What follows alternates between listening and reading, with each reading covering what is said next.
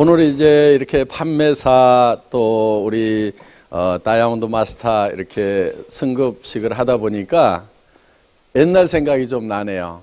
우리 윤영성 대표 사업자님이 판매사 인증서를 받을 때 우리 임승택 로얄 마스터하고 같이 이렇게 받았거든요. 최초의 판매사였어요.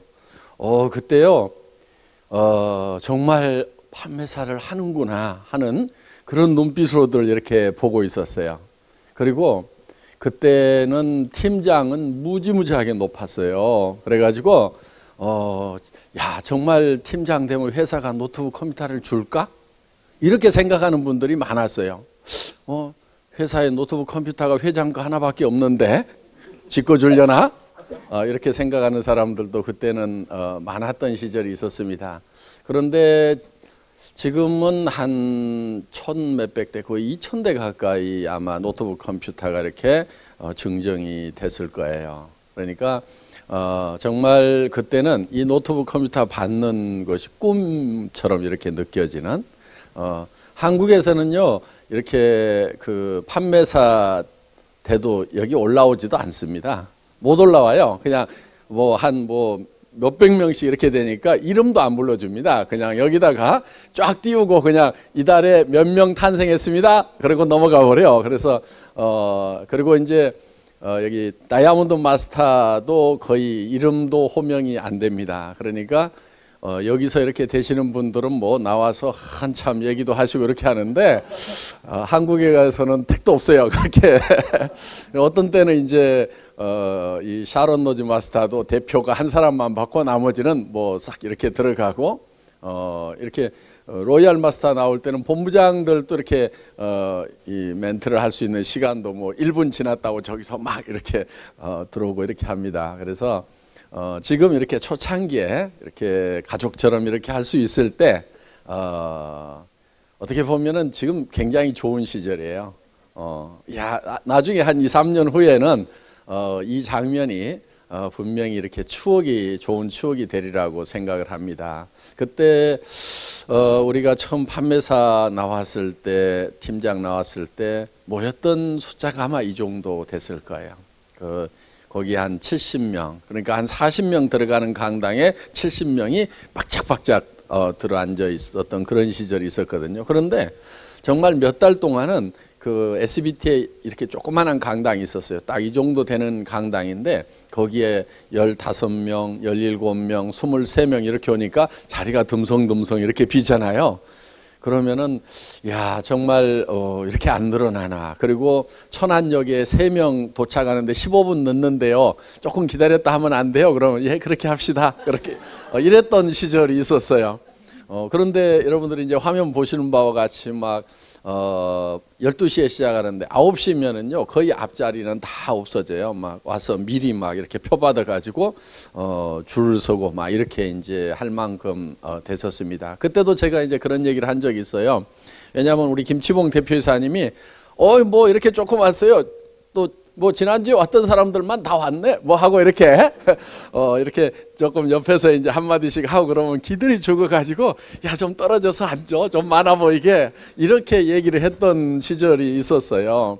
그런데 제가 그때 뭐라고 그랬냐면은 아마 1년 2년만 지나면은 이 자리가 차고 넘쳐가지고 이 리더들 강의 들었던 사람들은 다 일어나세요 신규만 앉으세요 하고 막 밖으로 쫓아내고 하는 그런 현상이 있을 거라고. 그러니까 이렇게 자리 듬성할 때가 좋은 시절인 줄 알아라고 하고 얘기를 했는데 그게 1년도 못 가서 이제 막 그런 현상이 생기기 시작을 했어요. 그러니까 여기 계시는 분들도 아마 틀림없이 그렇게 되리라고 생각을 합니다. 그런데 이제 생각을 잘 하셔야 돼요. 내 산하에 있는 사람들로 그렇게 채워지느냐 아니면은 옆 동네에 있는 사람들로 그렇게 채워지고 나는 어차피 뭐 나 혼자 오거나 몇 사람 와서 옆에서 구경만 하고 있고 그러면은 이제 뭐 그렇게 벅작거려 봐야 자기하고는 별 상관없는 일이 되어버리는 겁니다. 그래서 여러분들이 그렇게 될 수 있다고 생각을 하고 믿고 이렇게 부지런히 뛰시는 분들은 틀림없이 그렇게 되리라고 생각을 합니다.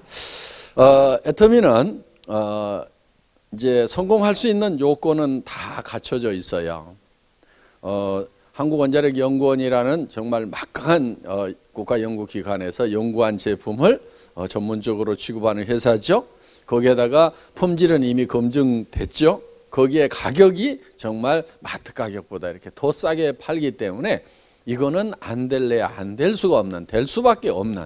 마트에 사람들이 왜 몰려가요? 수당 주고 사업 설명하니까 몰려갑니까? 아니면 싸고 좋으니까 몰려갑니까?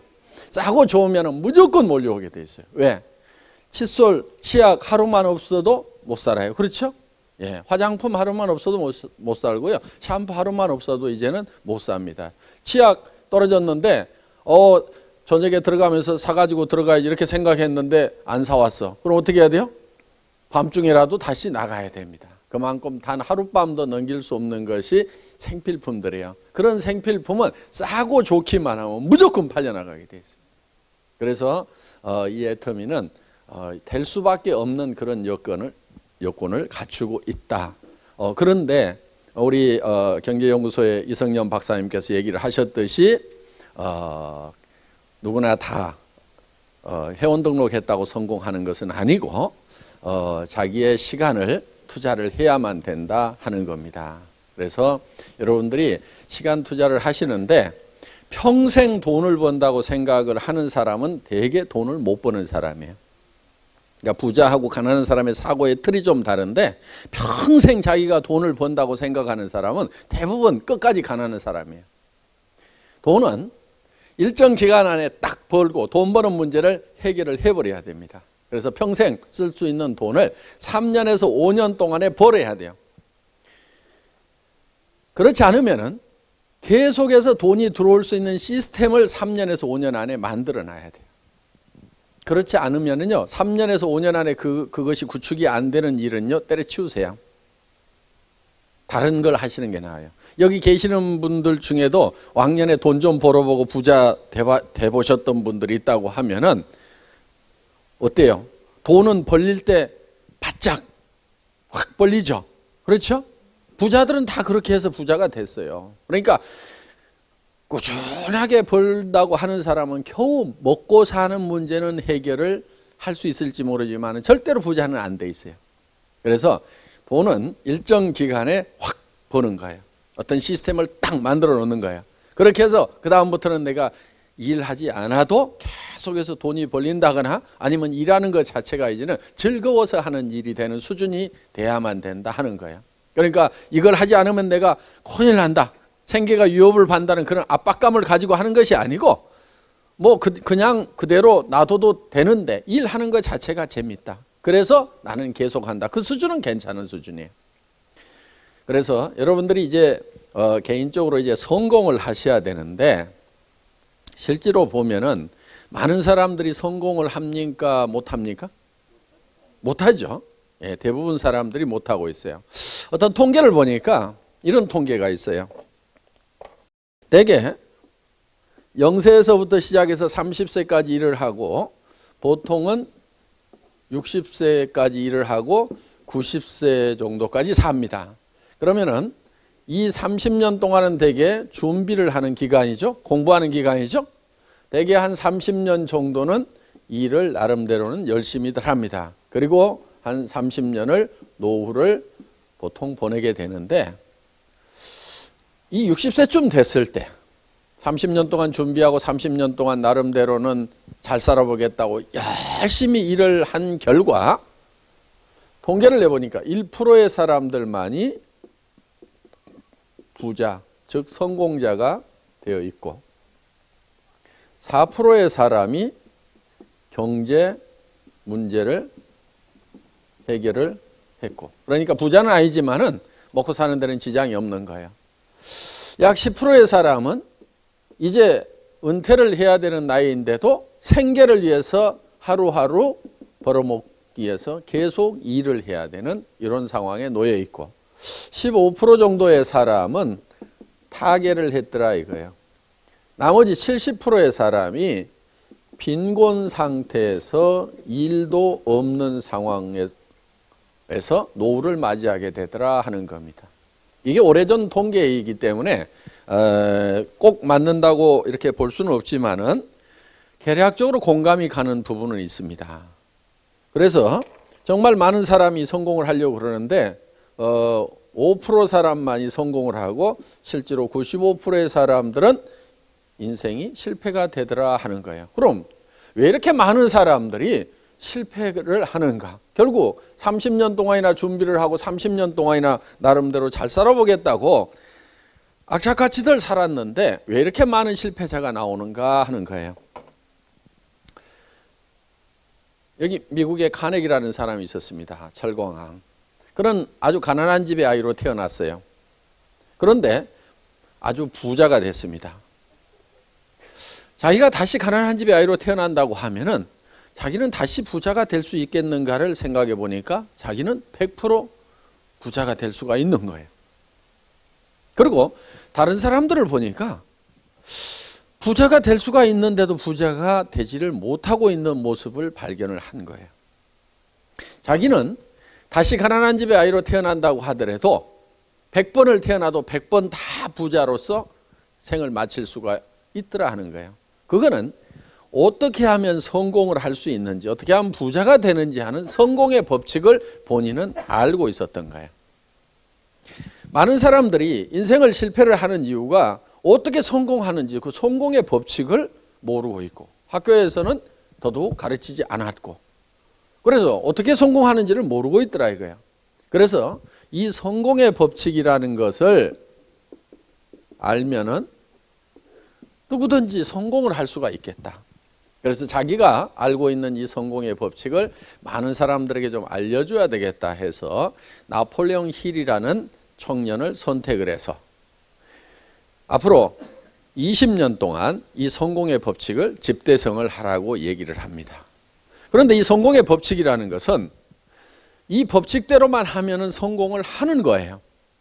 성공을 하는데 그럼 이 법칙이라는 것은 누가 아무렇게나 정한다고 해서 법칙이 되는 것은 아니다 하는 겁니다. 마치 어떻게 보면은 북쪽은 이미 정해져 있습니다. 오늘 여기 뉴저지에 오다 보니까 전 지금 동서남북이 헷갈려요. 북쪽이 어디죠? 북쪽을 한번 가르쳐 보세요.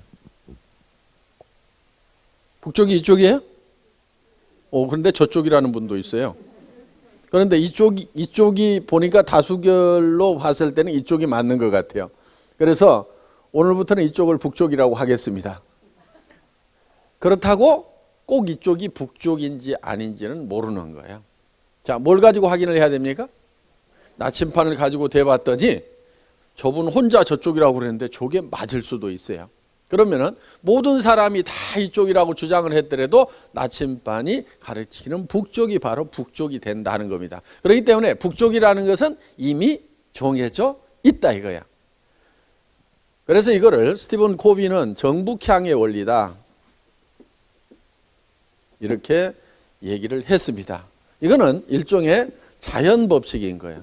그러니까 이 자연 법칙이라는 것은 누가 함부로 만들어내 가지고 이것이 법칙이라고 주장한다고 해서 그것이 법칙이 되는 것은 아니고 이미 법칙은 나와 있다 하는 겁니다. 그러니까 이 자연 법칙은 예를 들면 농부가 농사를 지을 때 자연 법칙대로 농사를 지어야 돼요. 자기 마음대로 농사를 지어 가지고는 농사가 되지 않습니다. 자, 여기는 이 북미에는 북미에 맞는 이 자연 법칙이 있어요. 그럼 그 자연 법칙에 맞춰 가지고 농사를 지어야만 된다 하는 겁니다. 예를 들면은 필리핀이나 베트남 같은 경우는 쌀 농사를 지을 때 아무 때나 심고 아무 때나 거두어도 됩니다. 한쪽에서 모짜리 해서 한쪽에서 심고 있고 한쪽에서는 벼베기를 하고 있어요. 항상 여름이기 때문에 1년에 산모작을 하고 아무 때나 심고 아무 때나 거둬도 상관이 없습니다. 거기는 자연 법칙이 그렇게 되어 있어요. 그런데 예를 들어서 한반도에서 아무 때나 심고 아무 때나 거두려고 하면은 그거는 어떤 사람은 되기도 하고 어떤 사람은 안 될 거예요. 예를 들어서 가을에 모신기 하고 있는 사람은 틀림없이 안 될 겁니다. 그래서 그 자연에 맞는 자연 법칙대로 농사를 지어야만 된다 하는 겁니다. 그래서 이 자연 법칙은 농장의 법칙이라고도 할 수가 있다.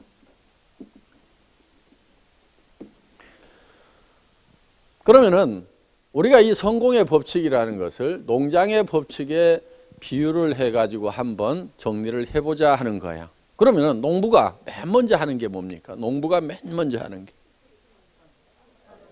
예, 어떤 분은 밭갈이를 한다, 어떤 분은 씨를 뿌린다. 아니다, 그보다 먼저 해야 될 게 있다. 농자금을 준비하는 거다. 어떤 사람은 아니야, 농기구를 사와야 밭갈이를 하든지 말든지 할 거 아니냐. 이렇게 여러 가지 얘기들을 하는데요, 실제로 농부가 맨 먼저 하는 것은 무엇을 얼마만큼 거둘 것인가를 결정하는 거예요. 농부가 맨 먼저 하는 것은, 자, 쌀 10가마를 거둬야 되겠다, 아니면 밀 20가마를 거둬야 되겠다. 거기에 따라 가지고 밀밭을 만들 거냐, 물론을 만들 거냐, 아니면 고구마 2가마를 거둬야 되겠다. 그러면은 거기에 맞춰 가지고 씨앗을, 고구마 씨앗을 준비를 할 건지, 고구마를 갖다가 심지요, 그러면 싹 나면 그걸 옮겨 심죠. 그렇게 할 건지, 벼를 갖다 심을 건지 밀을 갖다 심을 건지는 무엇을 얼마만큼 거둘 것이냐에 의해서 결정이 된다 하는 겁니다. 그래서 농부가 가장 먼저 하는 건 뭐예요? 예? 예. 무엇을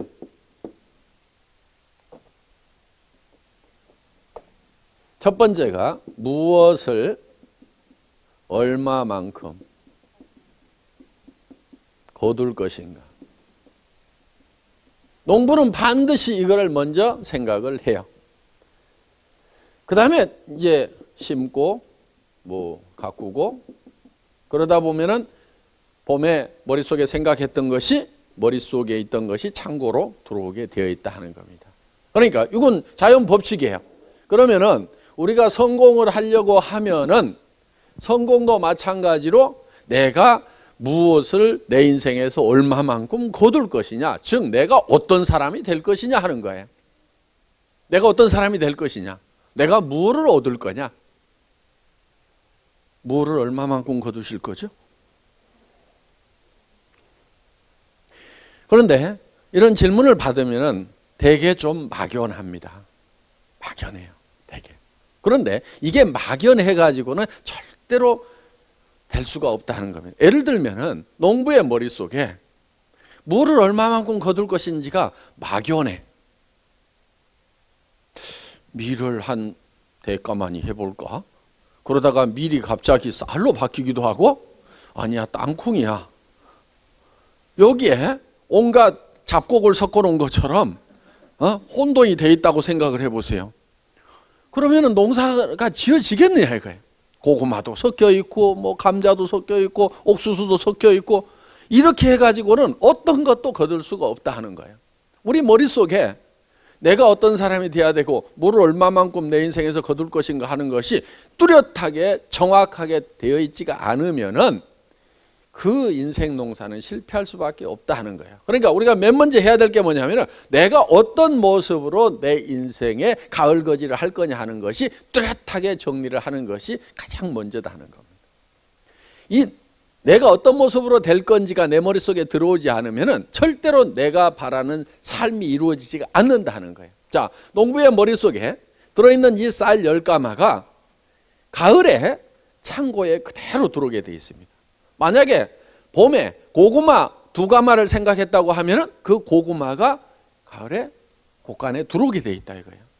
땅콩 2가마를 생각했으면 땅콩이 들어오게 돼 있다 이거예요. 그런데 아무것도 생각을 안 했는데 그게 어느 날 곡간에 들어오더라? 이건 농장의 법칙이 아닙니다. 그리고 이 머릿속에 온갖 것이 잡곡처럼 막 섞여 있어. 먹을 때는 잡곡으로 먹을지 모르지만 농사는 각각 따로따로 다 지어야 됩니다. 그래서 이 머릿속에 뚜렷하게 정리가 되어 있어야만 된다 하는 거예요. 내가 어떤 모습으로 성공을 할 건지. 그런데 이제 우리가 90세쯤 됐어. 이제 갈 곳으로 가야 됩니다. 그렇죠? 우리가 갈 곳으로 가야 되는데 이렇게 올라가서 영생을 얻을 거냐, 그냥 나의 최종 목적지는 어디에? 예. 여기 관 속에 이렇게 몰이 이렇게 있습니다. 이걸로 끝날 거냐 하는 것은 대단히 중요한 부분입니다. 그렇죠? 요 기간 동안은 사실 얼마 안 되는 거예요. 지금 여기 계시는 분 중에 50년 후에 계속 살아 계실 분은 제가 보니까 거의 잘 안 보여요. 지금 보니까 저도 뭐 50년 후에는 반드시 없을 거라고 확신을 합니다. 오늘은 이제 여기까지 어떻게 갈 거냐, 그렇죠? 이왕이면은 뭐 죽을 때 죽을 값이라도 잘 살다 죽는 게 좀 낫겠죠, 그렇죠? 근데 어떻게 사는 게 잘 사는 거냐 이거예요. 어떻게 사는 게 잘 사는 거예요?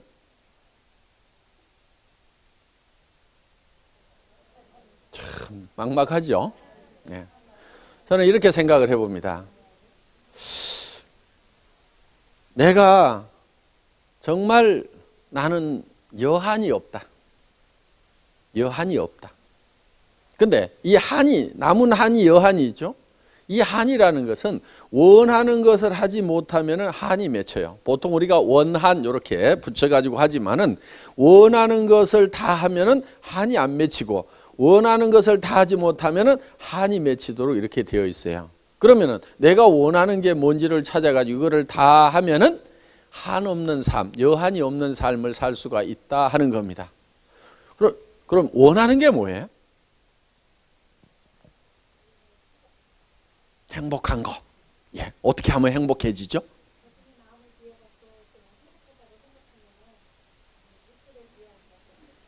예, 마음만 비우면 행복해진다. 아주 좋은 방법입니다.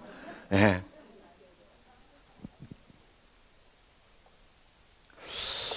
견해가 다 차이가 있을 것 같아요.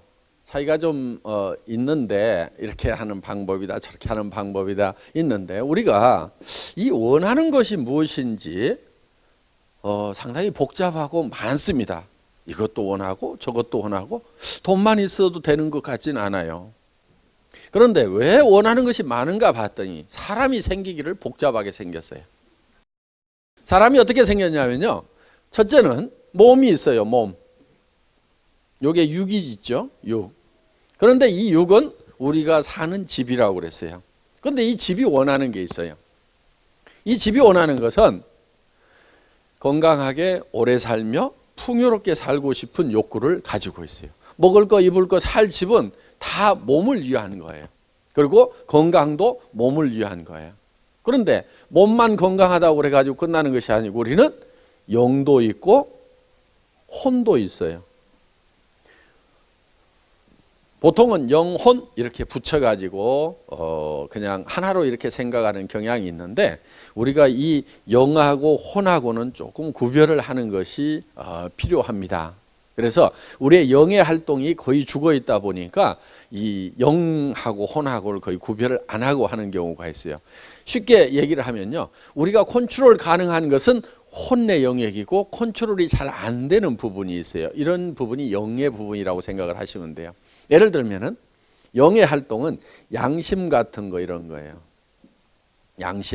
양심은 자기가 마음대로 컨트롤 됩니까 안 됩니까? 잘 안 되죠. 도둑놈은요, 양심이 없으면 직업상 굉장히 편할 거예요. 그런데 그 양심이라는 것이 있어가지고 이 직업에 방해가 많이 됩니다. 그러니까 자기가 컨트롤이 잘 안 되는 거예요. 이런 부분들이. 그리고 또 어떤 시간의 개념, 영원을 생각하는 이런 부분들, 이런 것은 영적인 부분들이에요. 예를 들면은 동물은 영이 없어요.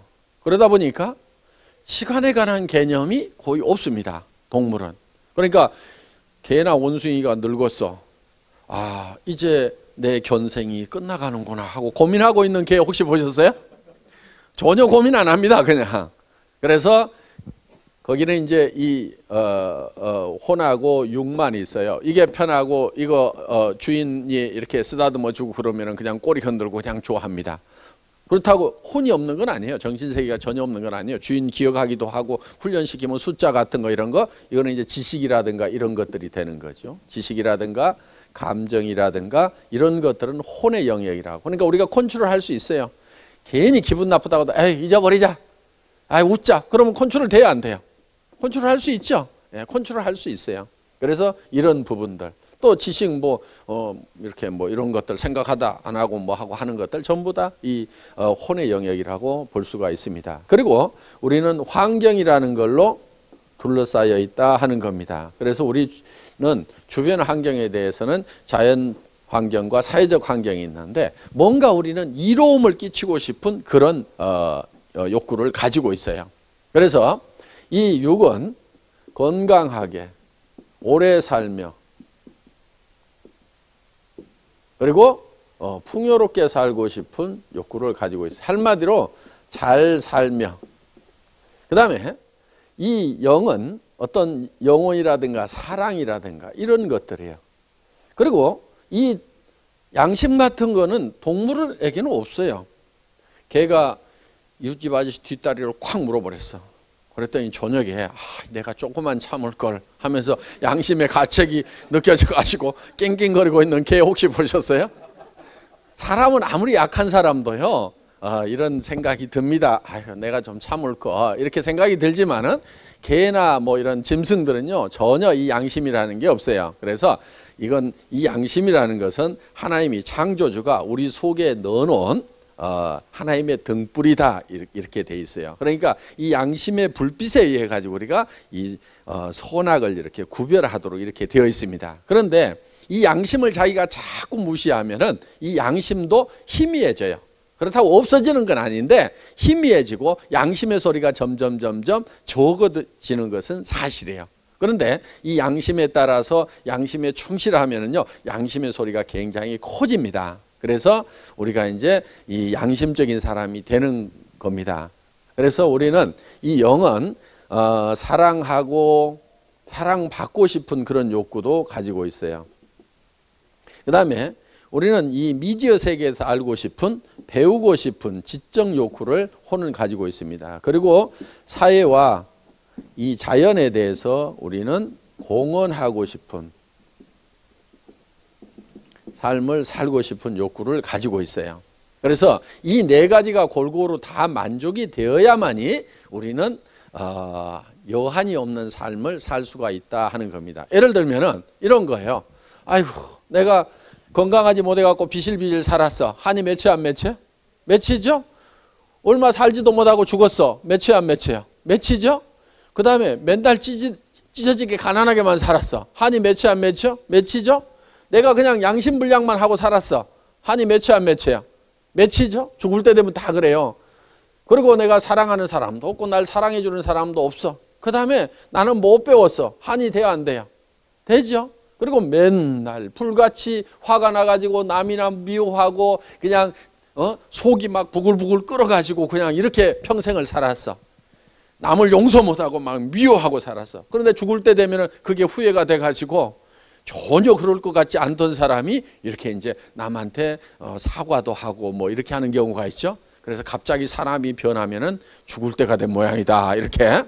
그래서 이제 그렇게 강팍하던 사람들도 죽을 때가 되면 이제 그거를 포기하고 이렇게 놓는 그런 모습을 보는 겁니다 우리가. 그리고 우리는 사회나 자연에 대해서 참 아무 쓸데없는 사람이었다 그렇게 생각하면은 후회가 될 수가 있다 하는 겁니다. 그렇기 때문에 우리는 여기에 이렇게 뭔가를 공헌하고 싶은, 그래서 사람은 이름을 남긴다고 하는 것이 바로 뭔가 공헌했다는 그런 것들을 남기고 싶은 그런 생각을, 욕구를 가지고 있다 하는 거예요. 그래서 나는 그냥 나 혼자 잘 먹고 잘 살았는데 내가 세상을 위해서, 남을 위해서는 뭔가 아무것도 한 것이 없는 참 쓸데없는 사람이었구나.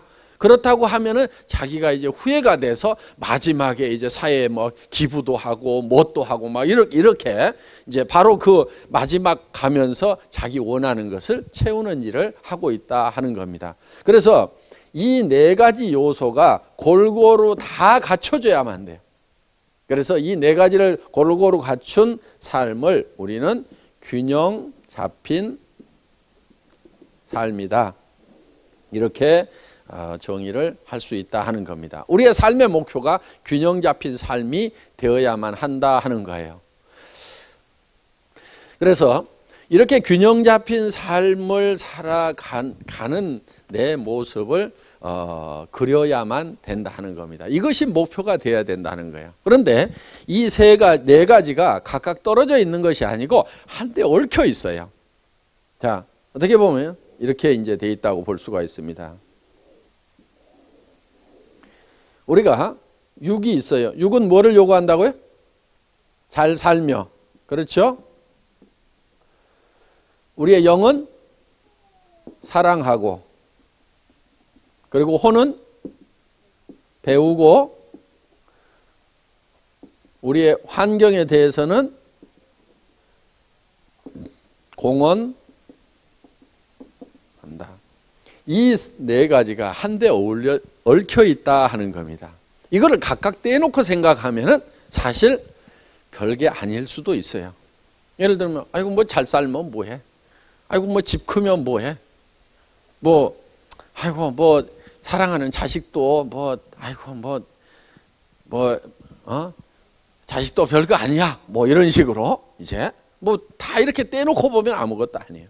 그런데 이게 얽혀 있다 하는 거예요. 이렇게 우리가 잘 살아야 되는 이유는 사랑하는 사람들이 있기 때문에 우리가 반드시 잘 살아야만 되는 거예요. 예를 들어서 내가 집 한 칸 마련하느라고 평생을 고생을 했다. 여러분들 먼슬리 페이먼트 계속 하느라고 힘들잖아요. 그냥 100% 다운페이 해버렸다. 내 집이다. 그럼 어때요? 내 자식한테는 그 집을 물려주고 싶고 정말 내 자식들은 집 때문에 고생을 안 하고 살았으면 좋겠다. 그러니까 내가 이 잘 살려고 하는 것 중에는 정말 내가 평생 고생했던 이 문제를 자식은 대물림을 하지 않았으면 좋겠다. 사랑하는 자식이 있기 때문에 우리는 그렇게 하고 싶다 하는 겁니다. 그리고 또 배우니까 잘 살아야 되겠다 하는 것을 알게 되고 또 우리 주변에 우리가 도와줘야 될 사람들 정말 뉴스를 본다거나 이렇게 하면 정말 어려운 사람들도 있고 또 내 형제간들이나 친척들이나 이런 사람들 중에서 아픈데 치료를 제대로 못한다거나 또 어떻게 보면 부모님인데도 정말 아파서 간병인이 필요한데도 제대로 간병을 못 해드린다거나 치료를 제대로 못한다거나 심지어는 치아가 부실한데도 제대로 고치지도 못한다거나 평생을 이렇게 어떻게 어렵게 살아가는 그런 분들을 생각을 할 때 정말 내가 잘 살아야 되겠다는 이 열정이 바로 여기에서 나온다 하는 겁니다. 간경화 환자들이 이제 식도출혈로 그래서 많이 죽는 겁니다. 그런데 내시경을 쑥 넣어가지고 모니터 이렇게 보여주면서 야 이거 이렇게 부풀기 시작하고 볼개졌는데 이거 터지면 가. 그런데 나는 여기까지 간 사람 중에 내 기술로는 살려본 적이 없거든. 그래가지고 저보다 한 4년 선배들이 또 두 사람이 또 죽었어. 그래가지고 그 선배들하고 똑같은 코스니까 어제 막 그러는 거예요. 아이고 그때야 야 정말 죽는구나 하는 생각을 이제 한 거예요. 왜? 내 몸을 내가 직접 내 눈으로 보니까 이건 딱 틀림없이 죽게 생겼는 거예요. 그래서 그때 인생 정리를 참 많이 했습니다. 그래서 이제는 떠나가야 되는구나. 그러니까 마음속에서 이제 떠나갈 준비를 하는 거예요. 남자들 제일 걸리는 게 뭐죠? 떠난다고 그러면 초자식. 그렇죠? 예. 남자들이요 참 착해요. 남자들이 참 착해요. 자기 죽게 된다고 그러면요 자기 죽는 것은 두 번째예요. 가족들 걱정을 더 합니다. 남자들마다 다 그래요. 그러니까요 지금 이렇게 우리 남편은 참 나한테 관심 있는지 가족에 관심 있는지 없는지 모르겠어 하고 불평불만 가지고 계시는 분들이요 그 불평불만 하지 마세요. 그 남자의 깊은 속이 있어요. 여자들보다 속이 더 깊어요. 남자들이 속 없는 것 같은데요 그 깊은 내면에 들어가면은요 자기보다도 가족을 더 사랑하는 마음 다 가지고 있어요. 여자들이 그걸 잘 몰라요. 그렇죠? 잘 모르죠? 네, 잘 몰라. 근데 정말 마음속 깊은 곳에 다 그 생각이 있어요. 정말 이제 제가 죽고 나면은 어떻게 할 수가 없잖아요. 그래서 이제 하나님께 맡기는 그런 기도들을 다 제가 했어요. 그러니까 이제는 내가 가는 일만 이렇게 남아 있는 거예요. 혹시 살려주면은 조금 더 살고 이제는 이제 하나님께 다 맡기는 그런 기도를 하고 나니까 마음이 도리어 이제 가벼워졌어요, 제가. 그리고 누구 부모님이 그때 살아계셨는데 부모님한테 맡겨봐야 곧 돌아가시니까 대책 없는 거고 형제간들은 자기 자식들 챙기기 바빠서 조카들 돌아볼 그런 여력도 없는 것 같고 그러다 보니까 이제 마지막 하나님께 그러면서 제가 자녀들 손을 잡고 기도한 내용은 공부 잘해서 건강하게 부자로 잘 살다 왔으면 좋겠다 이런 마음 하나도 없었어요. 정말이에요. 손을 잡고 딱 기도를 하는데 주님의 말씀 가운데서 주님과 함께 동행을 하다가 그 몸이 아무리 힘들고 어렵고 천한 일을 할지라도 그 마음속에 주님과 동행하다가 다시 만났으면 좋겠다. 그 기도가 딱 있었어요. 그래서 그렇게 될 수 있도록 주님이 인도해 주시기를 이제 맡기는 그런 기도를 하고 나니까 굉장히 마음이 가벼워졌어요, 사실은. 그래서 내가 이제 남은 동안에는 뭐를 하다 갈 거냐. 이제 조금 남았죠, 시간이? 몇 달 동안? 몇 달 동안 남은 동안에 이제 카운트다운에 들어간 거예요, 사실은. 그래서 몇 사람 좀 전도나 하다 가자. 이제 다른 거는 별로 없었어요. 이제 떠나려는 참이니까 그동안 너무 좀 게으르게 신앙생활을 했던, 게으르게 살았던 그런 부분들이 좀, 그래서 주님 앞에 갔을 때, 야, 너 뭐하러 왔냐? 그러면은 열심히 돈 벌고 먹고 살려다가 이게 말이 잘 안 되겠더라고. 그래서 마지막에 내가 조금 가가지고 조금은 그래도 그래, 이거 막판에 조금 했습니다 하고 이렇게 내놓을 거리가 좀 있어야 되겠다 해서 그때 사실은 입 다물고 있다가 이제 전도를 하기 시작을 했었습니다. 그러다 보니까 이제 전도를 하면서 그냥 전도하려니까 안 되잖아요. 길거리 다니면서 예수 천당해 갖고는 손가락질만 당하겠고. 그래서 마침 그때 이제 우리 애터미를 만나게 되면서 이제 이거를 좀 싸게 이렇게 공장에서 가져오는 대로 줘야 되겠다. 그러면은 그 물건 싸게 받기 위해서 사람들이 오면은 자꾸 이제 성경 얘기하는 거예요. 듣기 싫어서 가면은 또 그래 열심히 팔다가 또 떨어지면 오세요. 그래 오면은 또 성경 얘기하고 또 이렇게. 그러면 그 중에는 이제 듣는 사람도 있고 그냥 물건만 받아갖고 싹 가는 사람도 있고 어떻든지 간에 이제 이렇게 하다 보니까 사실은 이 애텀이라는 회사가 만들어지게 된 겁니다. 그러니까 이 애텀이라는 회사를 처음부터 회사로 기획을 안 했어요. 맨 처음에 만든 그 노트북에는 사실 회사로 되어 있지 않고 판매자 조합 이렇게 만들어 놨어요. 나도 팔고 그 다음에 판매원 들어오면은 그냥 공장도 가격에 내가 봉사하면 되잖아요. 그렇죠? 가서 사올 때 조금 더 사와 그렇게 나눠주면 되고 이렇게 해서 다 판매자 조합이 되고 나중에 일거리가 많아지면은 자 100원씩 200원씩 떼세요. 이 여직원 월급 하나 주게요. 이렇게 해가지고 또 월급 주고 그런 일 시키고 이렇게 각자가 다 팔면은 좋겠다는 그런 생각에서 세일즈 유니온을 하나 만들어야 되겠다. 사실은 이렇게 시작을 했는데 그게 사람들이 너무 많이 온 거예요. 공장에서 가져온 대로 막 싸게 주니까 사람들이 너무 몰려와 가지고 사실은 법인 형태로 회사를 차릴 수밖에 없는 이런 상황에서 이 회사가 사실은 만들어진 겁니다. 그러니까 사원부터가 영혼을 소지 생각을 경영한다.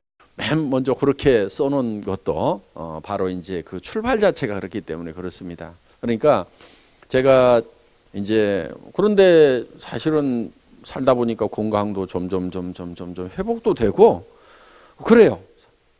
그래서 이게 금방 안 죽을 모양이다 그러고 지금 이러고 있습니다. 한번 이 간에도 큰 데미지를 입고 그랬으니까 한 70살까지만 살아도 잘 사는 것 같다. 어떻게 보면 이미 보따리 싸놓고 있는 나그네 인생을 실제로 지금 제가 살고 있는 겁니다. 그러다 보니까 아마 여기 계시는 분들 중에는 종교가 기독교가 아니어서 굉장히 불편한 분도 있으시리라고 생각을 합니다. 그런데 사업만 할 것 같으면은 괜히 그런 분들 불편하게 해가지고 뭐 가시도록 하고 뭐 어떤 분은 나가기도 해요. 실제로 얘기하다 보면은. 그런데 제가 그런 것 개의치 않고 이렇게 이제 얘기를 하는 것은 제가 가지고 있는 정말 중심에 있는 그 표현이기 때문에 제가 그대로 하는 겁니다. 그리고 사업적으로는 좀 소리나도 할 수 없다 하는 생각을 하는 거예요. 그리고 그 대신에 이제 여기 계시는 분들 중에서 이 회사는 기독교 얘기만 하는 회사여 가지고 나같이 불교 믿는 사람 또 남묘 호랭교 믿는 사람 뭐 무당 믿는 나 같은 사람은 여기 오면 찬밥이겠구나. 근데 그 걱정은 안 하셔도 됩니다. 뭐 기독교 학교에 불교 학생 온다고 그래갖고 뭐 졸업을 안 시키거나 뭐 이런 거 없잖아요. 그렇죠? 예, 저희 회사에서도 종교가 다르다고 그래서 여러분들에게 뭐 수당을 안 드린다거나 뭐 성급을 안 시킨다거나 그런 일은 뭐 전혀 없습니다. 그러니까 사업적으로는 전혀 손해날 일 없을 거예요. 제가 더 잘해드릴지도 몰라요. 전도하려고. 그러니까 저보고 성경 얘기 하지 말라고만 안 하시면 됩니다. 저보고 성경 얘기 하지 말라고 하면요, 제가 이 회사를 떠납니다. 여러분들 남아서 그냥 여러분들끼리 알아서 잘 하세요. 저는 제가 성경 얘기 자유스럽게 할 수 있는 회사로 그냥 갈 겁니다. 새 판을 짜든 뭐 하든. 그러니까 제가 그래도 좀 필요하다고 생각하면은 아이고 그래 실컷 너 떠들어라. 나는 돈만 벌란다. 이렇게 생각하고 계셔도 상관은 없다 하는 겁니다. 수입과 지출이 있으면은 수입이 지출보다 커야만 된다. 그래야 잘 산다, 부자가 된다. 이렇게 가르쳤어요, 학교에서.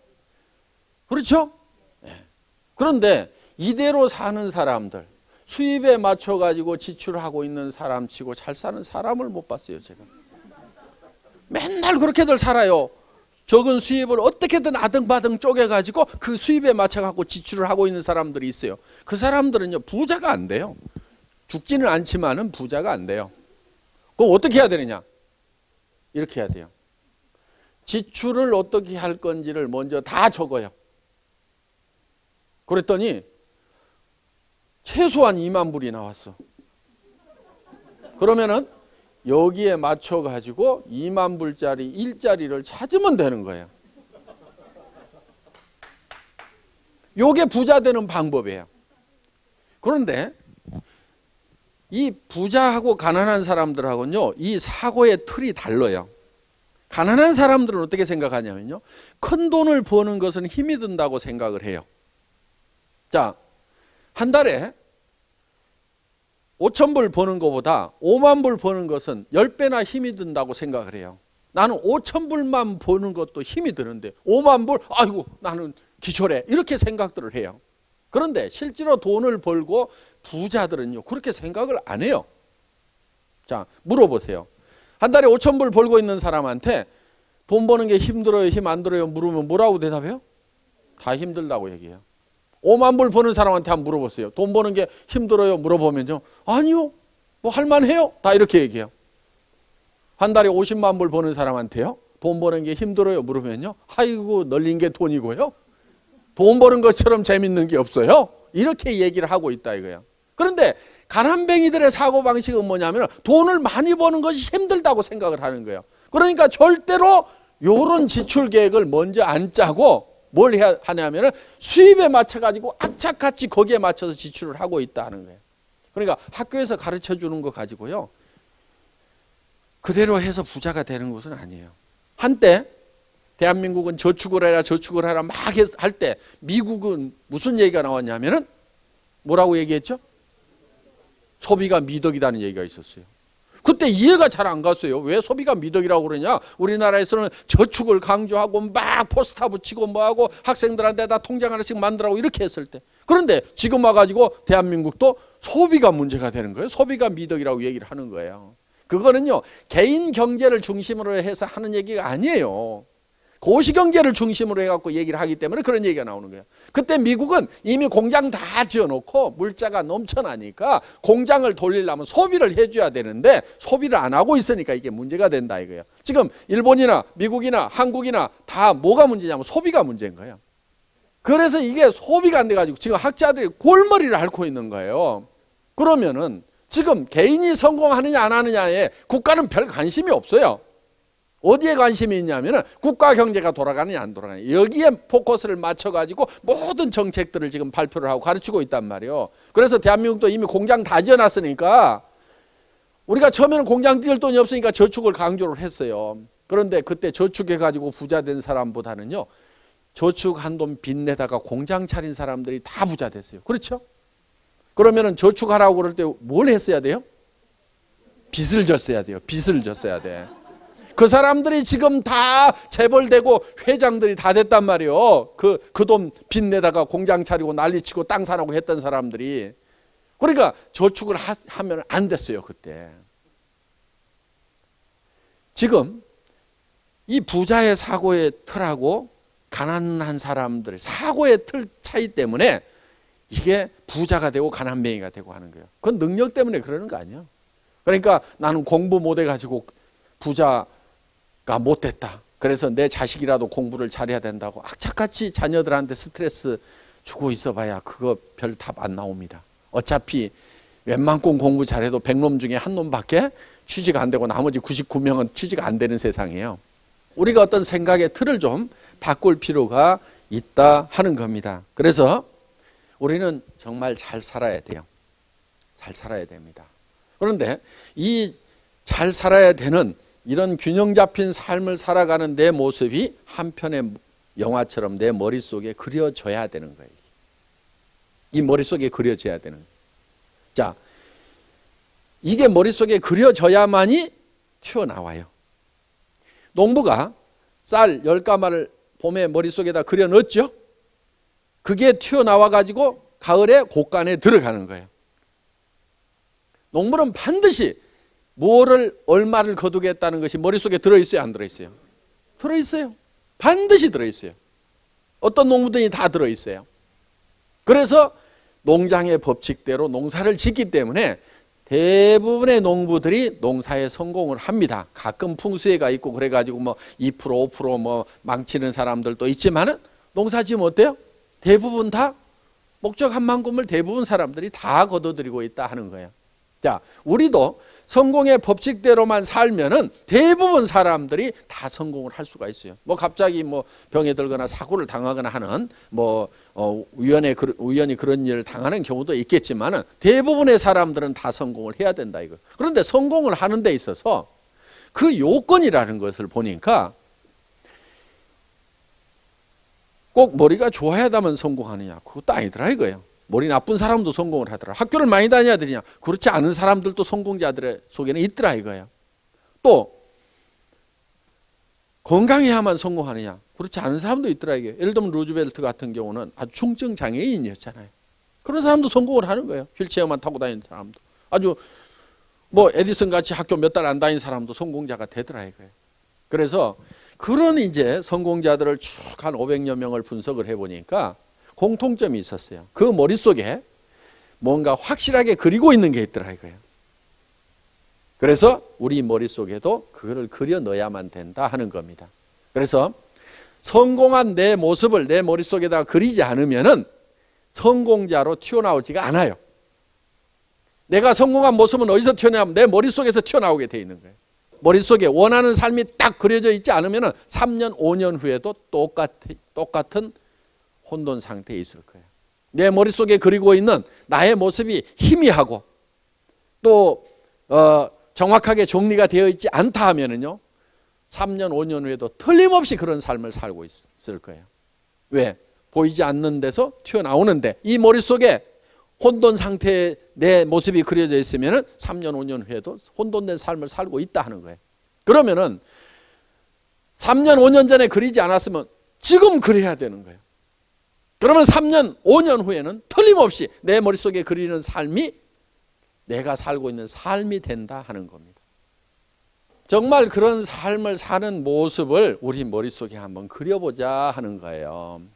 돈 때문에 막 찌들려가고 사는 것이 아니고 빚 싹 갚아버렸고 그 다음에 먼슬리 페이먼트 하는 거 다 없어졌고 그리고 통장에 그냥 몇십만 불 이렇게 들어있고 그래서 뭐 아이고 한 1, 2년, 2, 3년, 한 5년은 막 그냥 인컴 없어도 그냥 푹 마음 놓고 쉴 수 있다. 그런데 계속 우리는 한 달에 6번 수당 들어오잖아요. 계속 이렇게 들어오니까 아이고 그 돈 다 쓰지도 못해 그냥 뭐 쌓여 있겠지 뭐 돈에는 별 관심 없고 이렇게 살아갈 수 있는 삶의 모습을 한번 그려보자 이거예요.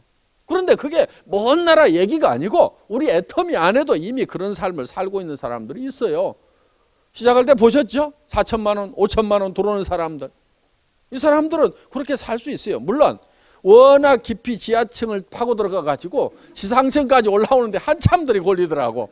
지금쯤은 좀 잘 살아야 되는데 1년, 2년 동안 빚 갚느라고 정신들이 없어. 그래서 워낙 이렇게 깊이 들어갔던 사람들이 이렇게 지상층까지 올라오는 데는 한참 걸립니다. 이게 이제 지금부터 조금씩 이렇게 이제 층수가 올라가는 것이 보일 거예요. 어떻든 그래도 다 월세 단칸방 살고 막 하던 사람들이 지금은 40평, 50평, 70평짜리 아파트들 샀는지 뭐 어떻게 들어갔는지 하여간 들어가서 살고들 있어요. 그러니까 좀 뭔가 이렇게 삶의 모습들이 조금씩 이렇게 달라져 가는 그런 모습들이 실제로 보입니다. 그런데 그 사람들이 그런 모습이 되기 전에 3년 전, 4년 전에 이 석세스 아카데미에 와서 그걸 그려놨어요. 그래서 내가 정말 어떤 것을 배우고 또 사회적으로도 이렇게 기여를 하면서 살아가는 그런 모습. 이번에 우리 애터미에서 이제 그 바자를 했습니다. 그래서 거기에 이제 모아지는 성금을 가지고 IAEA 국제 원자력 연구소죠.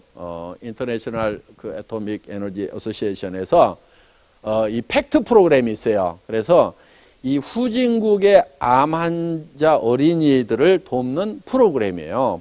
그런데 이제 저희가 거기에 이제 기부를 하기 위해서 이렇게 바자회를 했습니다. 그런데 집에 있는 것들을 가져와 가지고 다 싸게 팔았어요. 우선은 우리 주변 사람이 도움을 받아야 돼요. 그러니까 우리 애터미 회원 중에도 좀 어려운 분들이 있어요. 그래서 그분들이 예를 들면 뭐 5분의 1 가격에 10분의 1 가격에 사가니까 일단 도움을 받죠. 그리고 거기서 나온 돈들이 있어요. 그 돈이 이제 816만 8천 원이었는데 제가 이렇게 했어요. 이 돈이 얼마가 나오든지 간에 동일한 금액을 보태 가지고 기부를 하겠다 하는 그런 조건으로 이제 바자회를 한번 합시다. 그렇게 해서 이렇게 이제 모아졌습니다. 그리고 여기 보면은 이제 이 회사 사과가 들어있는 요 CD가 있어요. 그래서 이거를 이제 15,000개를 만들었는데 이거를 2,000원씩에 팔았어요. 그리고 그 2,000원 전액을 기부를 하겠다. 이렇게 해서 그러니까 이제 이걸 가져가는 분들은 공짜로 가져가고 2,000원씩을 이 팩트에다가 기부를 하는 겁니다. 그럼 회사는 이거 제조 비용이 들어갔을까요? 안 들어갔을까요? 들어갔겠죠? 그만큼을 우리가 또 회사는 기부를 하게 된다 하는 거예요. 이렇게 해서 3천만 원 정도를 이렇게 우리가 이제 기부를 할 생각을 가지고 있습니다. 그래서 정말 저는 그 우리 어린 암 환자들 정말 그 부모의 마음을 생각해 보면은 후진국에 또 엄마들이 되게 어리잖아요. 막 10대 후반, 20대 초반에 아기를 낳았는데 그 애가 또 하필 암에 걸리고 해서 정말 애달파는 그런 어린 엄마들의 이렇게 마음을 생각하면은 우리가 가까운 데서부터 돕는 것이 순서기는 하지만은 그래도 이런 그 IAEA에서 이런 일들을 하고 있으니까 또 원자력 연구원에서 연구한 그런 제품이 우리 회사 발전의 밑거름이 됐고 또 우리가 어떻게 보면 고마운 일이잖아요. 그 고마움의 표시로서 우리가 이걸 좀 해야 되겠다 해서 이런 이제 계획을 좀 세워 가지고 다들 너무너무 즐겁게 열심히 이렇게 협조를 해 주셔 가지고 이런 일도 우리가 이제 할 수 있게 됐어요. 그래서 이런 공헌하는 것이 어떻게 보면 굉장한 즐거움이더라 하는 거예요. 정말 사회에 공헌하고 세금도 많이 내고 그 다음에 도네이션 많이 하는 그래서 내한테 차고 넘쳐가지고 차고 베풀면서 살아가고 그래서 지역사회에서도 존경받고 친구와 그 다음에 친척들 사이에서도 존경받는 여러분들 가족들 조카들 결혼할 때요 500만 원 1000만 원씩만 내보세요. 존경 안 받을 수가 없어요. 그냥 아이고 우리 이모 우리 고모 우리 삼촌 하고요 그냥 다들 좋아하더라 이거예요. 그래서 정말 그렇게 살아가는 나의 모습 그리고 특히 자녀들로부터 존경받을 수 있다는 게 우리 부모들은 얼마나 자랑스러워요. 물론 우리 자녀들이 또 착해서 부모를 해주고 있지만은 다 존경받는 것만은 아닌 부분도 있더라 이거예요. 그래서 자녀들에게 실망을 시켰던 그런 부분들이 있다고 하면은 정말 우리 부모는 자랑스럽다. 야 정말 프라우드하다는 그런 느낌을 줄 수 있다고 하면 특히 아내로부터 인정받으면 남자들은요 정말 기분 좋습니다. 제가 요즘에 그래요. 아유 제가 요즘 존경받습니다. 그런데 또 아내도 남편으로부터 인정받고 존경받으면요 기분 좋아요 안 좋아요? 좋아요. 모르는 사람한테 받는 것보다는요 엄청 좋습니다. 저 우리 집사람 너무너무 존경합니다. 너무너무 좋아요. 아주 유능해요. 그리고 저는 아내하고 사는지 전무이사하고 사는지 모르겠어요. 정말 생각보다 엄청난 능력 발휘를 막 하는 거예요. 그래서 참 대단하다 하는 그런 생각을 참 많이 해요. 굉장히 지금 푼수 같은 얘기지만은요, 솔직한 얘기예요. 지금 워낙 솔직하게 얘기하다 보니까 지금 푼수 티가 막 납니다. 지금 마누라 자랑하면 뭐 팔푼이에 들어간다고 그러는데, 어떻든 저희 부부는 굉장히 이렇게 서로 존경하고 사랑하는, 그러니까 제가 아내로부터 인정받는다는 게 너무 기분 좋은 거예요. 여기도 그런 분들 있잖아요. 지금 배우자한테 이 잡에 대해서, 애터미 사업에 대해서 인정 못 받고 막 하면 어때요? 되게 막 속상하고 그래요. 그러니까요, 오늘 여기 오신 분들은 최소한 남편, 아내에 대해서요, 막 박수 좀 쳐주세요. 하다가 망할 값이라도 좀 하게 놔두세요. 좀 뭐 홀걸이 말리고 뭐 전에 다른 거 하면 뭐 얼마나 잘했어요. 뭐 하여간 우리가 좀 이 사랑하는 사람으로부터 인정받을 수 있다는 게 어떻게 보면 굉장히 자부심을 느낍니다. 그래서 정말 남편으로부터 존경받고, 아내로부터 이렇게 존경받고, 자녀들로부터 존경받고, 부모들이 막 자랑스러워하는 그런 형제간들이 정말 이런 형이 있어서, 이런 동생이 있어서 정말 의지가 된다. 내가 만약에 어떤 살아가다가 어떤 어려움을 겪더라도 나를 도와줄 사람이 있다는 거, 그게 얼마나 주변 사람들에게 이렇게 안정감을 주는지 모릅니다. 그래서 가족이나 친척들에게 이렇게 안정감을 줄 수 있도록, 저 형이 있으니까 내가 하다가 뭐 넘어지더라도 저 형한테 좀 기댈 수 있다. 그래, 내가 좀 잡아줄 수 있다. 이렇게 된다고 그러면요, 굉장히 정말 살맛이 납니다. 그래서 정말 그렇게 살맛 나는 그런 모습, 그런 삶을 살아가고 있는 내 모습을 머릿속에다가 그려 넣어야 된다 이거예요. 오늘 강의 마치도록 하겠습니다. 수고하셨습니다.